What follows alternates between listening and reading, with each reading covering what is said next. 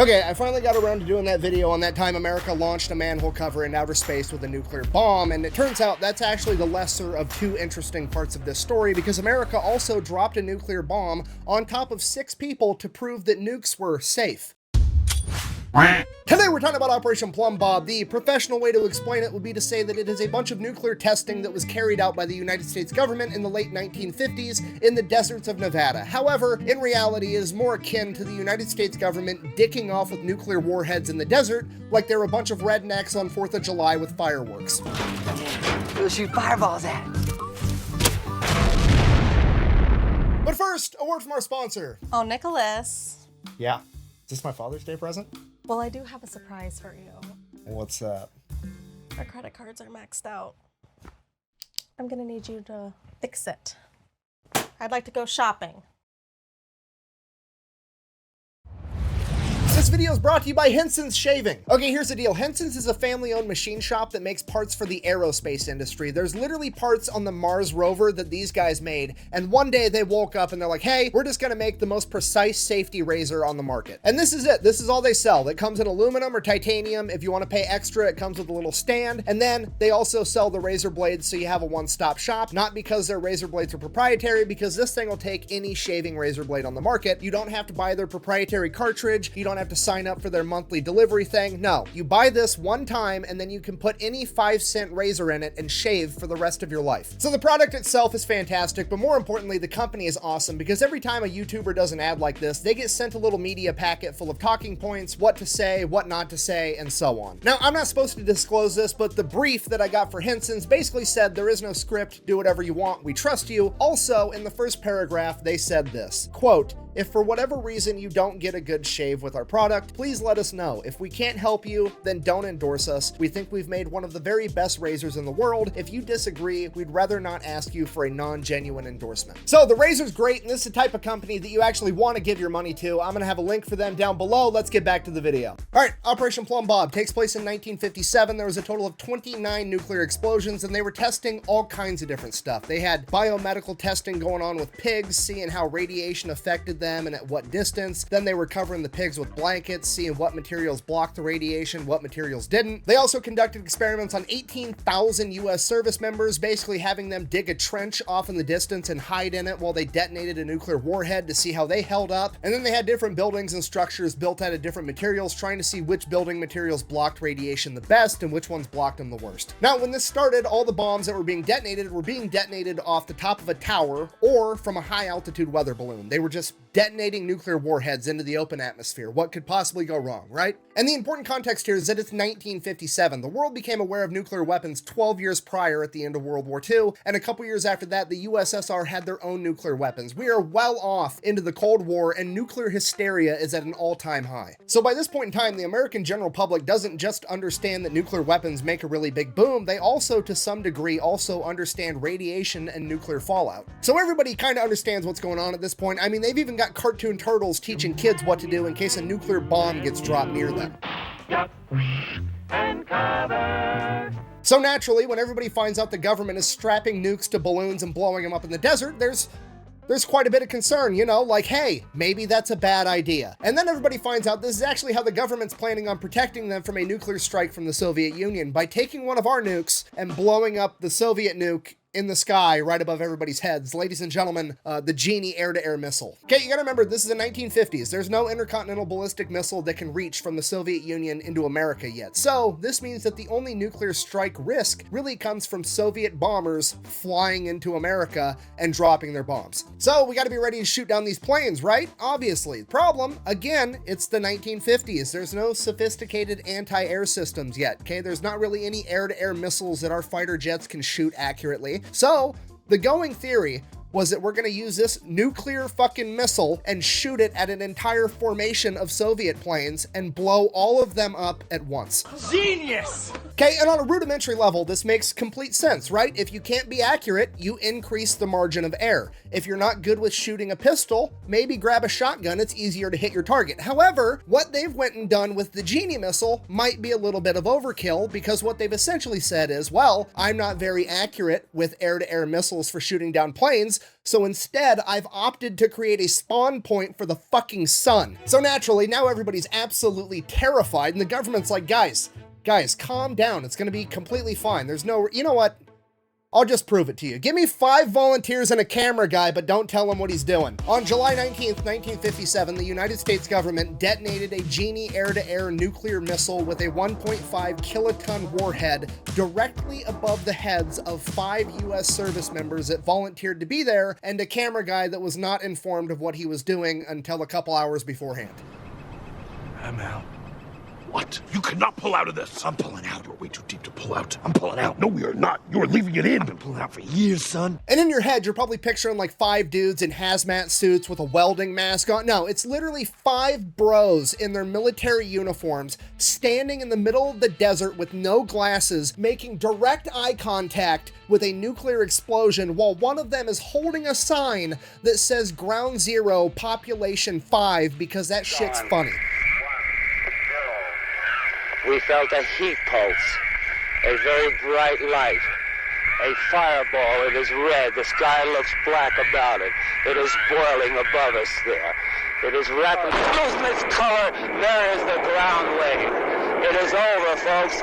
It is tremendous, directly above our heads. It went. Okay, now let's just take a minute and appreciate the fact that you've probably just witnessed the most testicular fortitude ever captured on camera. Secondly, let's also admire the fact that the sign that says Ground Zero, Population 5 is not only funny at face value, but it's hilarious that they only counted the 5 of them in the camera and not the cameraman himself, because even back in 1957, they knew that the cameraman never dies. I'm actually like Frodo Baggins. And out of respect for them being, to the best of my knowledge, the only 6 people that have ever volunteered to have a nuclear warhead dropped directly above their foreheads, I'm going to go ahead and read their names off. The cameraman's name is George Yoshitake, and the 5 service members are as follows: Colonel Sidney Bruce, Lieutenant Colonel Frank Ball, Major John Hughes, Major Norman Bodinger, and Don Luttrell. Apparently the cameraman, Mr. Yoshitake, had filmed a bunch of other nuclear tests in the past, and he thought that this was going to be no different than all the other ones, you know, where he's miles and miles away just filming a mushroom cloud, and he didn't know that they were going to be dropping the bomb directly above him until like a couple hours beforehand, and he was already there.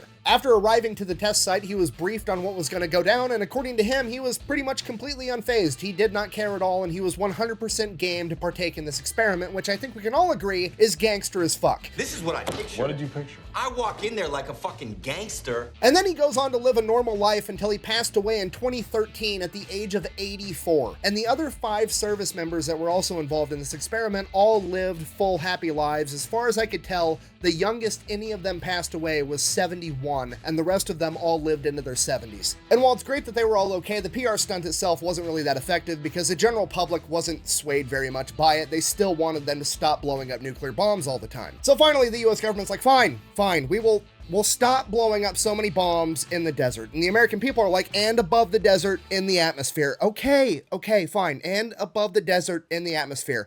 And in the ocean. Fine, we won't detonate nuclear bombs in the ocean either. And that is the story of how nuclear testing finally came to an end. No, I'm just kidding. The government then decided to opt for the loophole, and they were gonna bore a 500-foot deep hole in the middle of the desert so that they could blow up a nuke underground, because nobody would be mad, because people were only mad about on the surface, in the atmosphere, and in the ocean. Surely, blowing one up underground wouldn't be that big of a deal, right? I mean, what could go wrong? Delete me! What are you doing? I already did the ad. Delete me is gonna do every episode from now on. Really? Yeah. Wait, how much are they paying? Don't worry about it.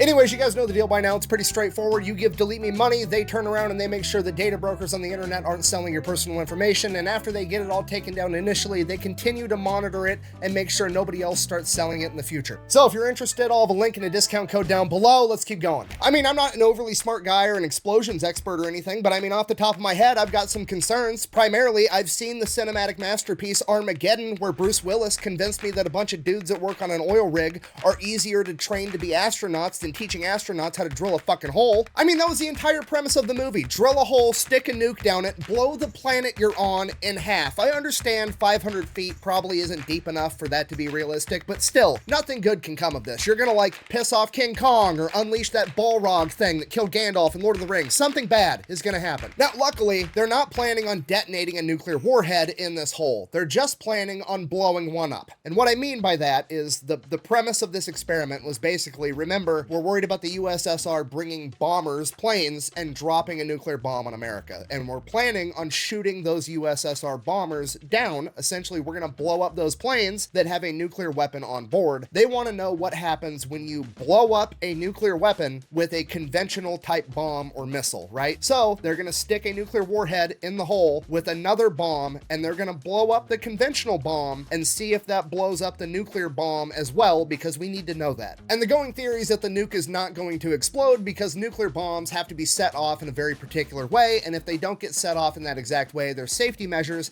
that are actually supposed to kill the nuke rather than set it off. But that's all theoretical, and there's only one real way to actually test it, right? You're gonna back up, grab a camera, yell World Star, and see what happens. So that's exactly what they do. July 26, 1957, they had the first underground nuclear test ever, known as Pascal A. Takes them all day to set it up. They gotta lower the device down this hole, they get everything ready, then on top of the hole, you know, in case the nuclear bomb does go off, they lower a 5-foot thick slab of concrete that weighs thousands and thousands of pounds. And then on top of the hole, they have some kind of lid. I'm not sure what material it was, they didn't say, but sitting on top of the lid, there was a bunch of sensing equipment, because remember, they're not expecting a big explosion. They're expecting a really small explosion, and they want to get as much data from it as possible. So they have like sensors and cameras aiming down the hole through this lid. And I will now let the head scientist in charge, Bob Brownlee, take the story from here. And I quote, "They finally got it down the hole, by my recollection, about 10 o'clock at night or so. There wasn't much time to go back to Mercury, go to bed, get up the next morning and shoot it.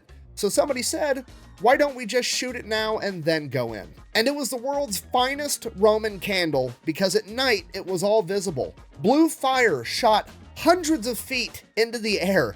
Everybody was down in the area, and then they all jumped up, jumped in their cars, and drove like crazy, not even counting who was there and who came out of the area."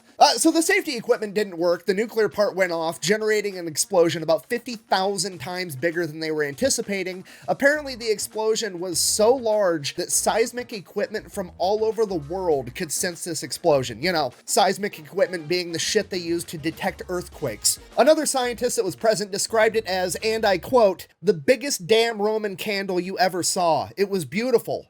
Big blue glow in the sky." And because of this, the United States government comes to the realization, okay, maybe underground nuclear testing isn't that great of it. I'm just fucking with you guys. They redid the exact same experiment like a month later, August 27th, 1957. And they didn't really change a whole lot about the experiment. They took the device, they stuck it down the hole, they put thousands of pounds of concrete directly on top of it. And then the only thing they did change was, instead of whatever lid they were using before that they could like put sensors through and shit, they went and tried to control the explosion by getting a 2,000-pound manhole cover, and then they welded it shut over the top of the hole. They then took the best high-speed camera they could find and aimed it at the manhole cover, because if the safety device failed again, whatever happens to the manhole cover was, and I quote, "scientifically interesting," aka they're just doing Mythbusters shit with DOD money. So they detonate the bomb, the safety device fails, the nuclear portion goes off, and in hindsight, what happened is when you have a nuclear bomb go off with thousands of pounds of concrete directly on top of it, that concrete is instantly vaporized and turned into gas, and then that gas is also instantly superheated, and superheated gas expands a lot, and this is an enclosed environment because they welded the manhole cover shut. If you're not picking up what I'm putting down, the scientists just inadvertently turned the planet into a fucking potato gun and launched this 2,000-pound manhole cover, presumably into outer space.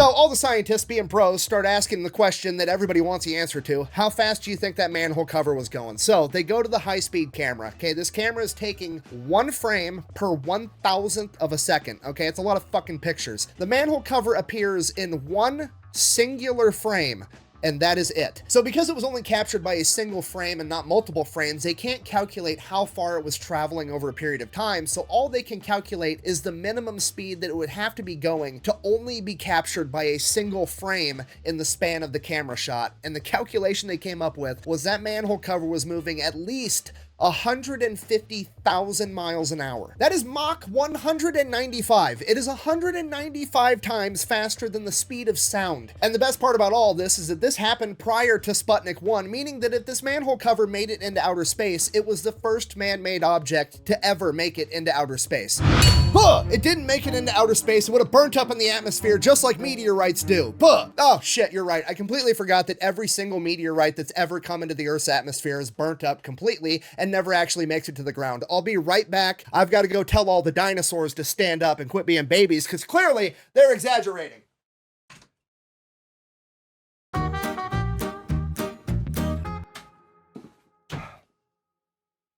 Guys, they're dead. This is completely different from a meteorite for multiple reasons. For one, a meteorite's never been made out of 2,000 pounds of refined steel. For two, a meteorite's moving at about 30,000 miles an hour when it collides with the Earth's atmosphere. This thing's moving at 150,000 miles an hour, and space is only 62 miles up, okay? This thing made it to outer space in a second. Even friction was like, what the fuck was that? Thirdly, the collision with the atmosphere is nothing like a meteorite, right? A meteorite is a rock traveling through the vacuum of outer space with no other forces acting upon it, and it collides with Earth's atmosphere, and then it gets slowed down and it gets burnt up, okay? The manhole cover isn't just moving at 150,000 miles an hour through the atmosphere. It is being propelled by a channeled nuclear explosion with all of the gases, aka the atmosphere behind it, also moving 150,000 miles an hour in the same direction. Yes, science! Okay, and just to be clear, I'm not saying that I'm correct. I'm simply saying I'm incredibly ill-equipped to answer this question accurately, and no offense, but there's about a 99.999% chance that you are too. So my verdict in regards to this manhole cover is going to be that it's still up in the air.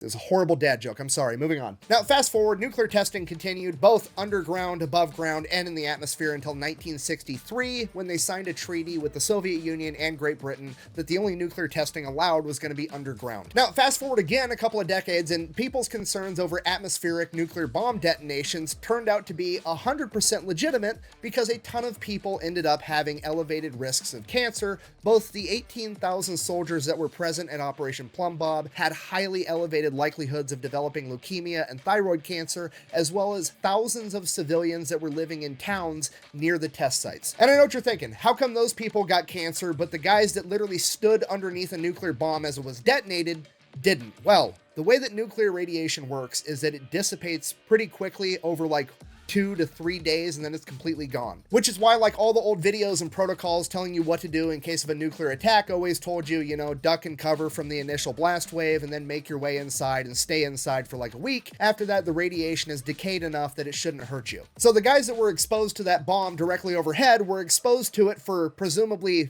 10, 15 minutes before they dipped and left, whereas a lot of these soldiers were exposed to repeated nuclear explosions over and over again, or these towns, the explosions would go up into the atmosphere and the radiation would be caught in the wind, and it would just carpet these towns with radiation for days over and over and over again over the course of years, hundreds of nuclear detonations exposing these people to radiation. Now, fast forward like 3 decades to 1990, the United States government, with its infinite charity and outstanding moral compass, finally decides that they're going to pass the Radiation Exposure Compensation Act, where they're going to pay these people that were wrongfully exposed to radiation due to their negligence. If you got cancer and you could prove that it was because of them, they would go ahead and they would give you $75,000 in one lump sum if you were a soldier on the ground, or if you were an innocent civilian just living your life in a town miles and miles away, they would give you $50,000. There's no other legal course that you could take. You can't sue them for more. You can't reject it. Just, here's what I'm going to give you. Fuck off. Wow, that sounds like a really good deal. How about I give you the finger Okay, just so we're on the same page with this, the United States government takes your tax money, whether you want them to or not. You don't get an option. They're taking your money, okay? They then turned that money into radiation that they used to poison Americans with and give them cancer. Then, 30 years after the fact, they decided, you know what, we should make things right by giving the people that survived this long and can actually prove it was our fault, we'll give them like 50 grand. Bear in mind that 50 grand is also money that was tax money that they took. So they took your money, used it to poison you, and then to pay you off, they gave you some of your money back. I'm from the government and I'm here to help. Can you understand how absolutely crazy that is? Imagine if somebody walked up to somebody on the street and was like, hey, give me all the money in your wallet or I'm gonna throw you in a cage for years against your will. And you're like, okay, and you give them all the money in your wallet, they turn around, they go buy brass knuckles, come back, and then punch you in the face with the brass knuckles that they just bought with your money. And then they look down at you and they're like, oh, I really hurt you, my bad. And then they get into your pocket, find another $20 bill, pull that $20 bill out of your pocket, and then hand it back to you to pay you off for punching you in the face. It's never too early to learn that the government is a greedy piglet that suckles on a taxpayer's teat until they have sore, chapped nipples. I gotta end this video. I feel radicalized.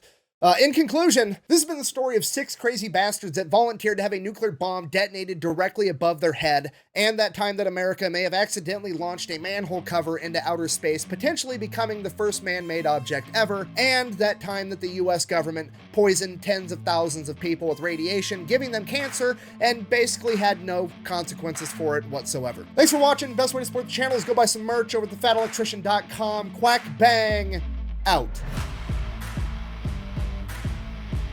Government giving people cancer with 0 consequences while trying to tell me I can't drink raw milk. I don't even want to drink raw milk. I'm just mad they think they can tell me I can't.